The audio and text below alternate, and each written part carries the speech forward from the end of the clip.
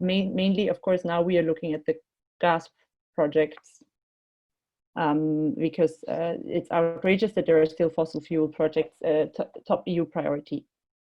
Some, but not all of those projects that finally make it on the top priority PCI list can get are being funded with EU tax money, and the money that comes from this pot is the pot that the money comes from is called the Connecting Europe Facility, CEF. I wrote it also down because you might get across this acronym, and so you know that this is the EU tax money pot designated to give money to some of the PCIs that make it on the list. Next slide. So the TEN-E regulation has been drafted or has been finalized in the year 2013 when Europe was still shocked by the Russia gas crisis. So there was a big focus on we need to diversify away from Russia. We need to make sure we find a lot of different sources where we can get our gas from. We have to build a lot of different import terminals and pipelines so we can be sure that that we have a lot of different sources to get our gas from. But since then, a lot of really important things have happened. The Paris Agreement has been placed into force.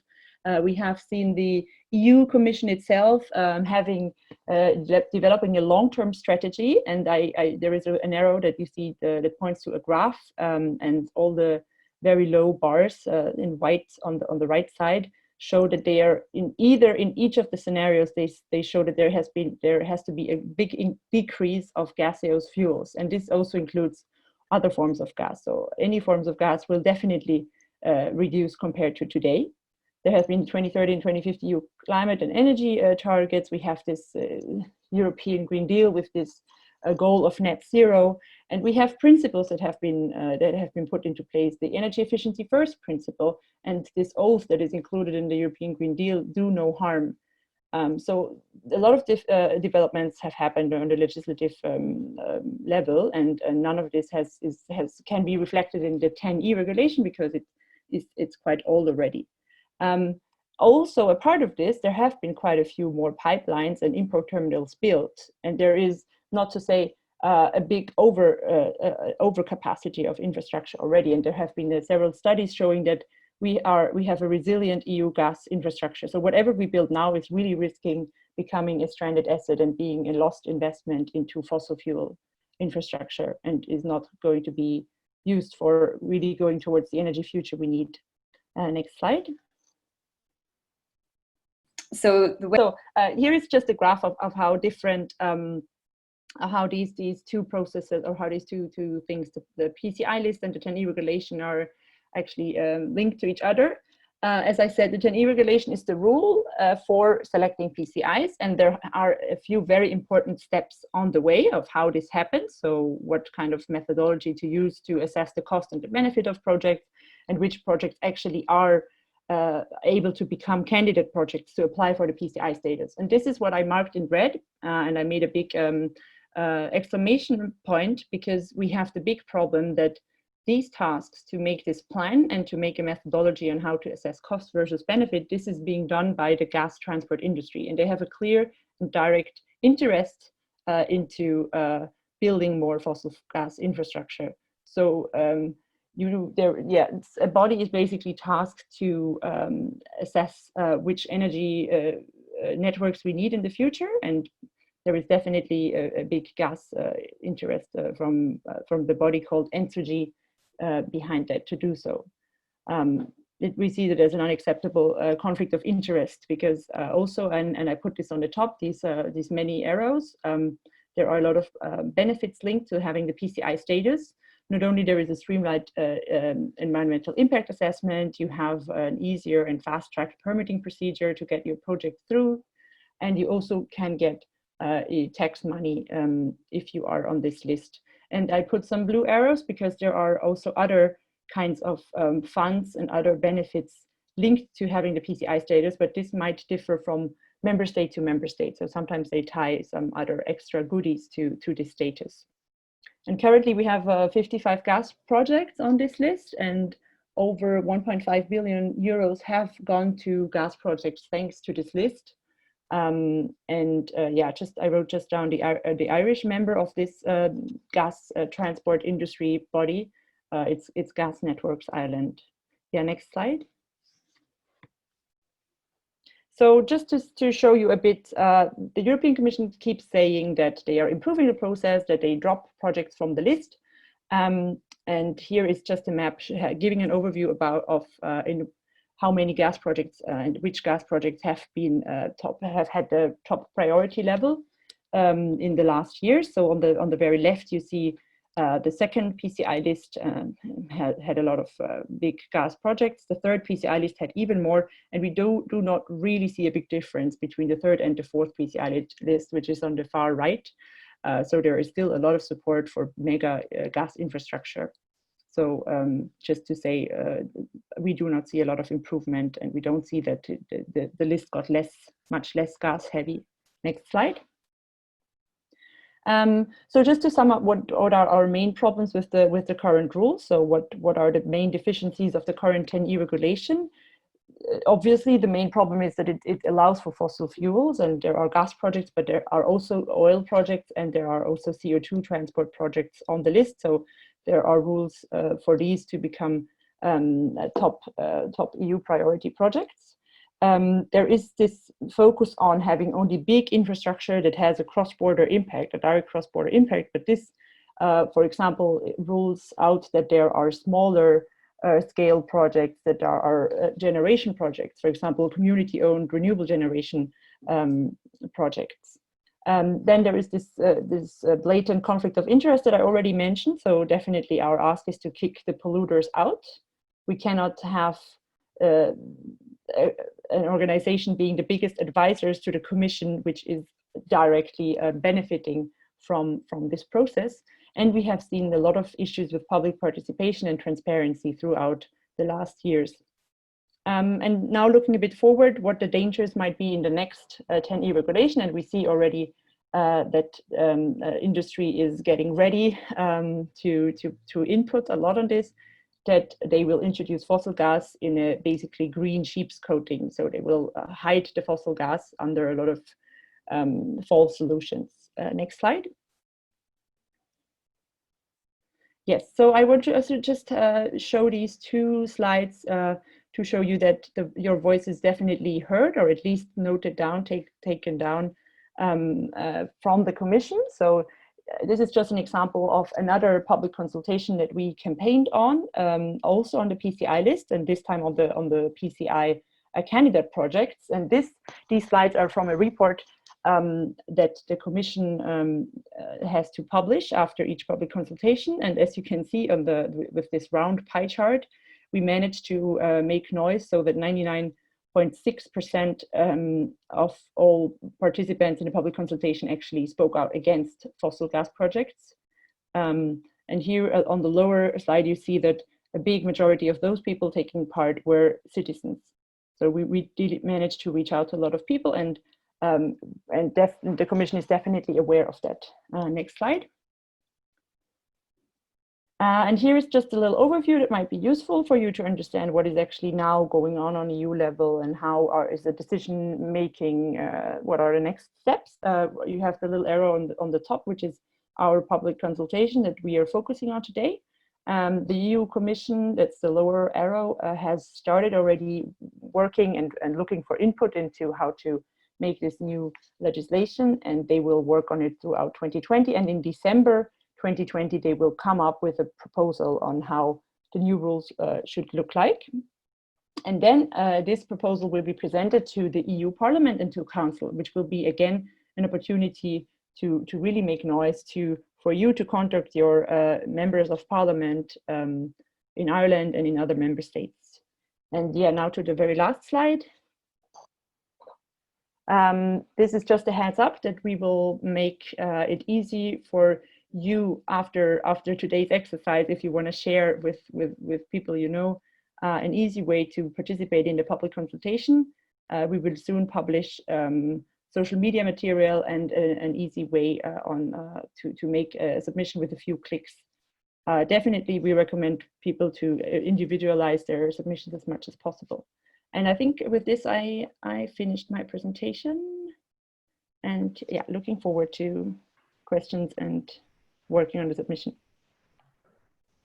We're the Campaign for a fossil-free future in Ireland, and we have focused our campaign on oil and gas exploration in the Irish Sea, and also on fossil fuel infrastructure, particularly liquefied natural gas terminals. So that's kind of what I'm going to talk about briefly this evening, and particularly about the proposed Shannon liquefied natural gas terminal, which has recently actually been, so it was on the PCI list for years, and it's only been the government, in the new program for government, there's a proposal that it will be taken off the PCI list. So I'm just going to very briefly tell the story of the campaign and how important what was happening at European level was to the Shannon LNG project and the campaign to stop it in Ireland. So Megan, if you go to the next slide, that'd be great. Thank you. Yes, so what is Shannon LNG? So basically Shannon LNG was I say was, it's not totally dead yet, but is a proposed liquefied natural gas regasification terminal proposed for North Kerry, the land bank in North Kerry, Ballylongford, Tarbert, excuse me. So, which is a beautiful place if you ever get to go there. So the idea would be that this company, New Fortress Energy, an American company, would import or would extract gas over in Pennsylvania, would extract the gas through this horrible method known as fracking, which many of you probably will have heard of, and then they would freeze it, which means that it liquefies, and then they put it onto big container type ships, tanks on ships, and ship it over to Ireland, regasify it, and then it would go into the Irish gas grid. So it was supposed to be a massive terminal in Kerry, would lock us into gas for years. And as Frida was talking about, we don't need all that additional gas, and it would be a disaster for the climate. So, Megan, if you go to the next slide there. Yeah, so this project has been proposed for a long time now, and the campaign has been going on for the past, as you can see, almost 15 years. First announced in 2006, planning permission granted a couple of years later, and then crucially Shannon LNG was added to the projects of common interest list in 2013. So it's been on it for 7 years, for several cycles of the PCI list. So that, as Frida said, would entitle it to, the figure mentioned was up to 250 million in priority Connecting Europe facility funding. So adding it to the PCI list was a real endorsement for the project. And then the campaign against it sort of really ramped up in the last couple of years. And I'll draw your attention to where we have October 2019 there. Shannon LNG was debated in the Dáil. And that debate was prompted by the review of the PCI list that was happening that week. So the PCI list was directly kind of a point of leverage for the campaigns, was let's get this off the PCI list, which the Irish government has the power to do. Obviously Shannon LNG was approved to remain on the list this year, but you'll see in June 2020, the most recent addition to the timeline is that the programme for government, which came out during the week, which we don't know if it'll be adopted yet, but there was a commitment to take Shannon LNG off the PCI list. So that's the long and checkered history of Shannon LNG and the PCI list. And we can go to the next slide, Megan. Thanks. So the significance of Shannon LNG being on the PCI list was about more than money. So it was a huge endorsement at European level for the project. So this was always being brought up by Irish politicians and by local people who were in favour of the project. In Kerry, there were people against as well, but some people who were in favour of the project in Kerry would say, well, look, the Irish government supports this project, the EU supports this project, why are you saying we can't do it? So everyone supports this project. So the significance, and this was like, that's Juncker and Trump making a deal back in 2018, in summer of 2018, to sort of make Europe a hub for importing US gas, probably US fracked gas. So there was a real kind of political weight at a European level behind the project. You can go to the next slide, Megan. Thanks. And just to quickly show, this is the kind of the illustration of it. I mean, Frida gave the map of all the TEN-E supported projects, but these are all the the LNG wave into Europe. So the idea was that Ireland would be part of this. You can go to the next slide, Megan. And there were some so the European aspect has been very important, to the campaign, in that we've had both promoters of the project in Europe and also people on our side, people against the project in the European Parliament, and both have been extremely influential. So on the left, you'll see there's Sean Kelly, who's the smaller man on the left, with Phil Hogan. They're both, so Phil Hogan is former Fine Gael, is now Commissioner for Trade in the EU. And Sean Kelly is an MEP who's been the biggest champion of Shannon LNG at European level. And he's still not very happy that it's being taken off the PCI list. So he was a massive promoter within the EU or within the Parliament of Shannon LNG. But then on the other side, you have, this is not a very clear picture, but it's a big newspaper ad that was taken out by Mick Wallace, who's an MEP against Shannon LNG earlier this year, or it might have been late last year, and he's got a video there as well. So which you can, we'll share this link in the chat, so you can click on the video if you like. It's a bit of fun. So it was really important to mobilize MEPs around this as well, and this is something I would imagine some of the others are going to talk about this more. This is something that they really they sort of affected the campaign in a lot of ways. Megan, you can go on to the next slide. Thank you. Okay, and to say a bit about, I wanted to talk a bit about how, like, for us as a group in Not Here, Not Anywhere, we really didn't realize the extent. You think of Shannon LNG, we thought of it as an isolated, local project, but it's really when you start getting engaged with the different European groups and talking to, the MEPs, that you realize that this is part of a global kind of geopolitical strategy, if you like. And so that's what's been a really important part of the campaign is not only liaising with groups in Europe and showing, this is why participating in this consultation is so important with the TEN-E regulations, because any project from anywhere could be added to the PCI list if the TEN-E regulations are not reformed, any fossil gas project anywhere. So it could be more projects in Ireland, or it could be projects anywhere around Europe. And just to give an example, so this is you'll see the tweet at the very bottom right. That's Greta Thunberg. Thank you, Megan, the mouse. That is Greta Thunberg tweeting about the PCI list, and the group that's retweeting her there is Philadelphia Physicians for Social Responsibility, they are the group at the other end of the Shannon LNG supply chain. So that's where the company New Fortress Energy is building the export terminal to export the LNG to Shannon. And they're the ones who are suffering the impacts of the fracking. So horrible human health impacts like cancer, radiation, asthma, issues for pregnant women, for children, high mortality rates in teenagers. So they're the ones facing these issues, and it really brings it home that the PCI list is not just about, the TEN-E regulations aren't just about stopping Shannon LNG. They're about stopping this kind of global toxic fossil fuel supply chain.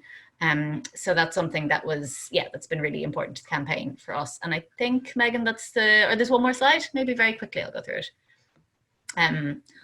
So sorry, what's next? Sorry, there's two more slides. Really quickly, what's next is, there are more LNG projects coming into Ireland, unfortunately, that are not yet on the PCI list, but this one that just came up a couple of weeks ago, this company called Predator, you couldn't make it up, that wants to put a floating LNG terminal in Kinsale. So it's vital that we reform the TEN-E regulations so that these projects don't get European funding. And now the final slide. Thanks.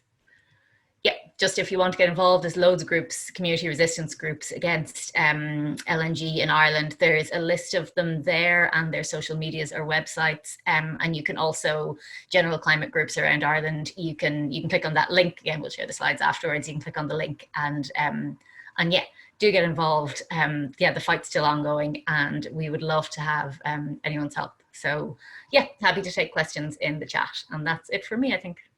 Hi everyone. So I'm Lise. I'm part of the Gastivists. If you haven't heard from us, we're a collective supporting grassroots groups in their struggles against fossil gas in Europe and beyond. And you can find us on social media. Thanks for the presentation about Shannon LNG.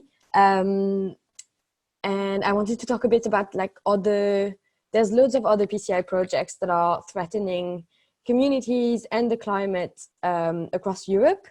So you might have heard from the Trans-Adriatic pipeline or the TAP pipeline in Italy.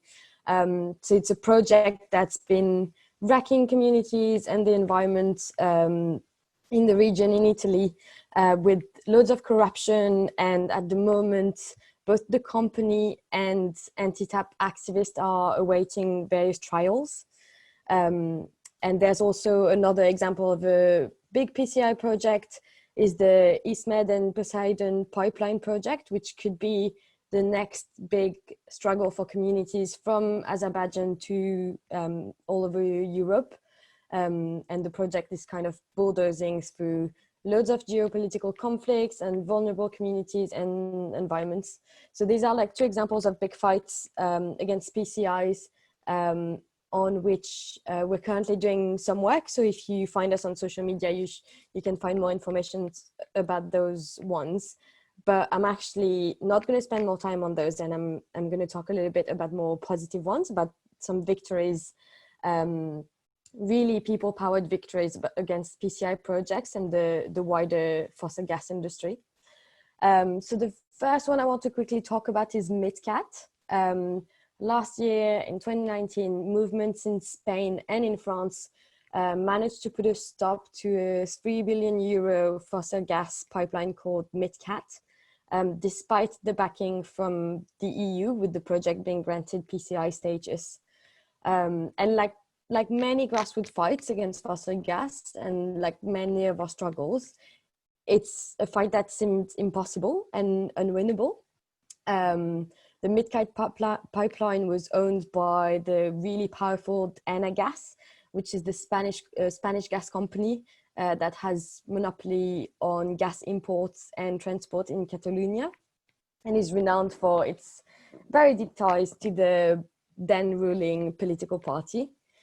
The plan for the project was that it was not only going to connect France to Spain, but was actually in effect going to connect the North African gas grid to the Central European one, which was a crucial missing puzzle piece in Europe's quest to kind of reduce its dependency on Russian gas. But that also meant that it was one more blow to resistance in North Africa. For example, the really strong Algerian resistance against fracking, it just put even more pressure on them. And MidCat, just as other PCIs, was being backed by public money through the European Investment Bank, through the European Bank for Reconstruction and Development, and through many other national banks. And with the ruling that we had last year from French and Spanish energy regulators, that confirmed what movements in Catalonia had been shouting for years, that the MidCat pipelines project did not have any economic viability and wasn't meeting any clear energy demand. So I think the incredible energy of those movements, including the Plataforma Resposta al MidCat, great Spanish there, proved that communities can win the fight against PCIs in Catalonia and everywhere. And just quickly, another example of people-powered victory against fossil gas and PCIs is the one against the proposed liquefied natural gas, or LNG, terminal in Gothenburg in Sweden. So after years of campaigning from the grassroots, last year the Swedish government announced their decision not to connect the terminal to the Swedish gas grid. The local community had been mobilizing tirelessly since 2017, working with NGOs, other grassroots groups, and building pressure on decision makers to build a really strong case against the project. They built up pressure, organizing actions, including a climate camp in the summer of 2017, a blockade of the energy harbor in the port of Gothenburg in December 2018, a disruption of the industry gas conference Gastivists in May 2019. And it kind of culminated last year with a mass blockade of the energy harbor in Gothenburg, with the media, which really hit the media. And basically that kind of forced decision makers to finally listen to the people that had been advocating for ages. And kind of shortly after that, the Minister of Climate and Environment announced that the permit for the project was going to be denied for Swedish gas. And what's interesting is that it was on climate grounds. So it's again a victory we can learn from. And basically, yeah, so these stories of both MidCat and Gothenburg tell us that people power can win major victories. And even when it seems like we're against huge powers, we can win. There's been huge amounts of pressure mounting from the grassroots against some PCI projects on the ground. So we're seeing this with Shannon LNG, we're seeing this with TAP.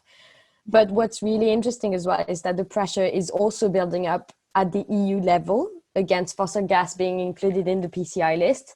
And that's really interesting and really strategic, because if we continue to pressure the EU to stop supporting fossil gas industry with public money through the PCI list and the TEN-E regulation, then we can stop so many more projects kind of in their tracks before they even get to the ground. So that's, yeah, just a bit of an overview of sometimes it seems impossible, but actually we can win those fights. Hi everybody, thanks for joining. I'm going to show you a quick little video now just to shake things up a little bit. And I wanted to just follow on from what Lisa was saying about small victories being actually very impactful. And that's never true more so than when we come talking about Europe. And in Europe, the PCI list is actually, a lot of it is about connecting LNG into Europe. So the Shannon project would have been one which connects into Ireland. But in addition, in the current PCI, we also have proposals to switch our interconnector with the United Kingdom and have built storage facilities in Northern Ireland. And they're on the current PCI list. So they would essentially facilitate gas to come in to Shannon and then go out into, well, the UK currently, but I assume the plan is the rest of Europe. So they're all small, possibly alone, but connected to a much wider struggle. And I think as projects start to fall off, we will see a tipping point, and I think we will see the end of LNG projects in Europe.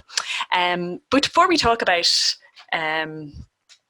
before we go on, I'll just talk a little bit about what Europe's energy possibly will look like in the future. We have to think about what actually it is currently.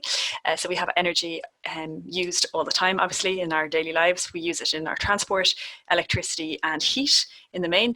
And the majority of that is generated in electricity generated in large centralized, historically fossil fuels, meant now renewable electricity plants and stations. We have transport, which is mostly oil, obviously, and heat, which is a combination of oil, gas, coal, solid fuels, burnt either mostly individually in people's homes. So the transition out of that is actually huge. It impacts everybody directly into their house, which is why it's a whole challenge to get Europe out of it. Sometimes I think we just focus on the large scale stuff, but it does actually impact every single person in how they live and how they move around.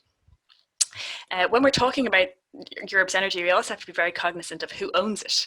And that's very important in trying to change it. Most of our energy is owned by, the production is owned by very large multinational corporations.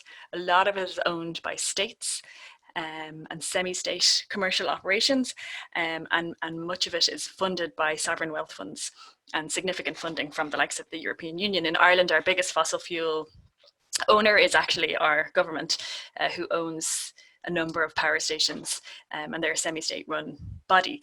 So when we're trying to challenge the fossil fuel industry, we have to be very aware of who we're trying to fight against, and very often it is our government, which is why I suppose it's unsurprising that our politicians haven't really changed regulation against fossil fuels and fossil fuel investment in the last number of years.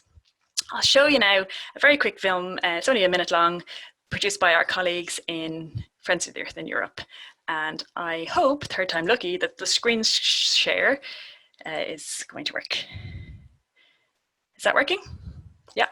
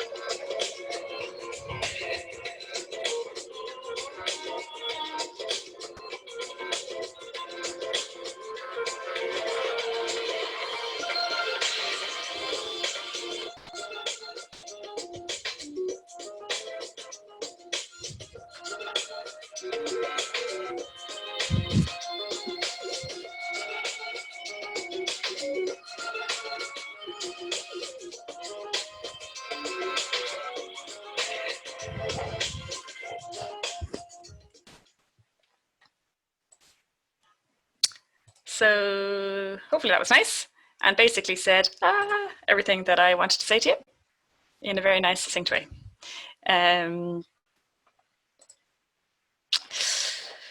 Cool. So I guess the plan really when we look at energy, Europe's energy is number one, it's a lot less wasteful.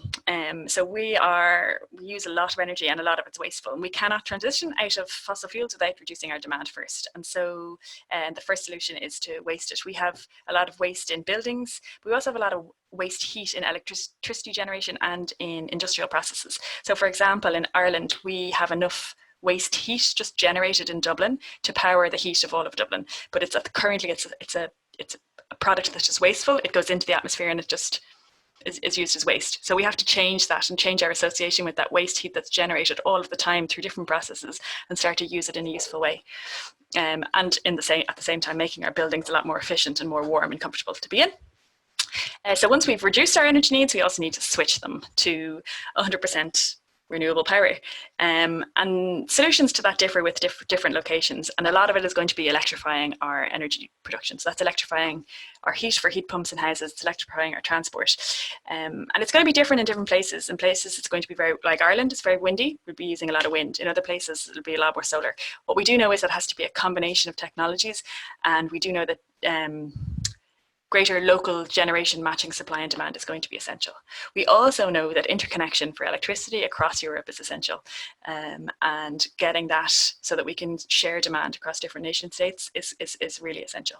And there are many interconnecting projects for electricity on the PCI list which are very good. We also need to make sure that this transition is something that's done fairly, and I think that's something that can't be overstated.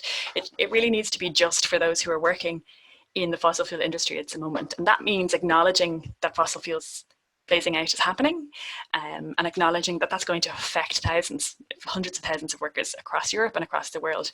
And we really need to make sure that our states are up to the job of protecting those people and those jobs. And finally, we need to break the power of the fossil fuel lobby. And so that has to happen kind of at a rapid scale. And communities and citizens and energy citizens have been doing this at the vanguard of Europe's energy transition. They're doing it at the moment, but they're just currently not strong enough. What we do know is that a fossil fuel future will be a future that is an energy future that is owned by people. We know that if we keep our energy system in the hands of the fossil fuel industry where it currently is, we will not break this very negative cycle. So we need to start having decentralized energy, local demand that's matched and owned by people, and sharing the benefits of that energy in a much, much fairer way. I think I'm going to leave it at that. That's my quick run through of how our energy future is going to look. So thanks again to all of our speakers. I'm going to hand over to Kira now, who's going to run us through one of the supporting documents that's going to help you with your own submission. So over to you, Kira. Thanks, Megan. So yeah, the reason we're here today is because the Commission has opened public consultation on the TEN-E regulation, and because we all want to figure out how to take part in that and let them know that there isn't a place for fossil gas in the new version of the regulation that they're going to come up with. So I'm just going to quickly run through some of the logistics of taking part in that consultation. There are a few different ways to take part, but the easiest way, and also the way that lets you get most of your most important ideas out there, is just to send an email to the department in the Commission that is responsible for the TEN-E regulation and the PCI list. So that's what we're going to do during our little workshop session later on. You've heard a lot of really good points from our other speakers about what's wrong with the TEN-E regulation and what needs to go into it in the future. We don't expect you to remember all that because there was a lot to take on board. So we prepared some resources just to help you.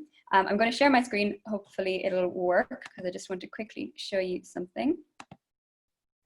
Share. Someone shout if you can't see my screen. So this document here is what we've called our cheat sheet for the submission to the TEN-E regulation. You may have received this by email already, but if not, don't worry, we'll be sending it around again later on through the chat.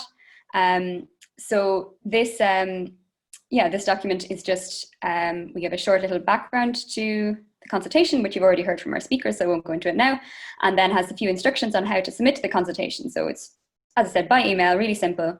Set up an email, the subject line, and send it to this email address. And then below those instructions, we just have kind of some template points. So we talk about all the different topics that Frida and Kate mentioned. So stopping supporting fossil gas, avoiding the conflict of interest of the gas industry being involved in the TEN-E process. And this template is there kind of to inspire you and give you some ideas or maybe some phrasing around some of the more complex issues. But later on, when we're going to be making our own submissions, we would also encourage you, now that you have this time and you have like some experts on the line as well, to try and make your submission as personalized as you possibly can, because it's great if loads of people have a copy and pasted submission. Like that in itself is fabulous. But if you make your submission unique, that stands out even more when the Commission are going through all these submissions as well. So yeah, you'll have access to this cheat sheet when you're writing your submission later on anyway, so please do feel free to use it for inspiration.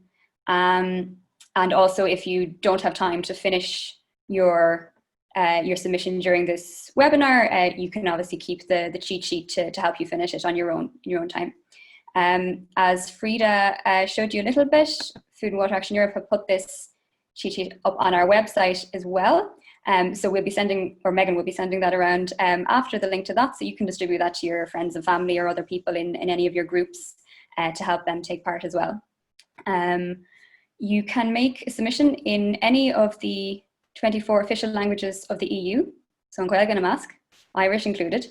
And right now on our website, we just have the resources in English, but we're working on translations into Spanish, French, and German, and hopefully Italian and Portuguese as well. So we will have them up here as soon as those translations are finished, and maybe that might be more useful for some of your family or friends who might not be confident submitting in English, but would still be interested to do so in another language. So we have a couple of questions from one group. Is it more effective to submit a personal submission or a more technical one when it comes to EU consultation? A few terms we would like clarified, please. So maybe we can just take the first one briefly, if maybe one of our panelists would like to share, and then for the second bit, I can put that in the question document so we can finish up just at 6:30. Yeah, if you'd like to put in those terms you want clarified, we can generate that FAQ and send it around. So go ahead, Frida. Yeah, sure. So, I mean, in the end, we don't really know what the European Commission is doing with our answers. What we do know is that they are cheeky enough if we manage to get a lot of people send the exact identical submission, even though they're fully behind what we're saying, they just say, okay, we count this as one. And this is why it's so useful even if it's just a few tweaks, the Commission sees that it's individual. So I do believe that if it's this more technical questionnaire that they're offering as well is useful to count numbers, to make some statistics out of it.